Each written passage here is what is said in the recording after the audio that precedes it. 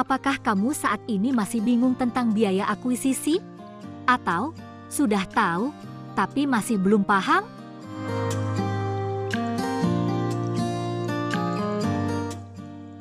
Hai, kali ini kita akan membahas tentang biaya akuisisi. Biaya akuisisi termasuk dalam salah satu biaya yang dikenakan oleh perusahaan asuransi kepada pemegang polis di dalam produk asuransi yang dikaitkan dengan investasi (PAID). Meski bukan satu-satunya biaya yang dikenakan kepada pemegang polis, akan tetapi biaya akuisisi lebih sering dibicarakan dibandingkan biaya lainnya. Kenapa ya kira-kira? Yuk kita bahas.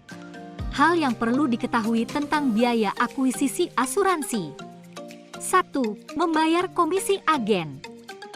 Secara sederhana, biaya akuisisi adalah biaya yang dibebankan perusahaan asuransi kepada pemegang polis ketika membeli polis asuransi jiwa. Biaya ini umumnya digunakan untuk membiayai kegiatan operasional perusahaan, termasuk di dalamnya untuk membayar komisi agen. 2. Menurun tiap tahun. Meski di awal, nominal biaya akuisisi terlihat sangat besar, tenang saja. Pasalnya, di tahun berikutnya, biaya akuisisi ini akan mengalami penyusutan yang cukup signifikan.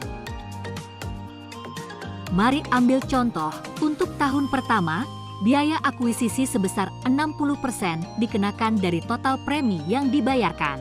Pada tahun berikutnya, biaya akuisisi akan menjadi 25%. Tahun ketiga, biaya akuisisi menurun lagi menjadi 10%. Pada tahun keempat dan kelima, biaya akuisisi hanya 5%.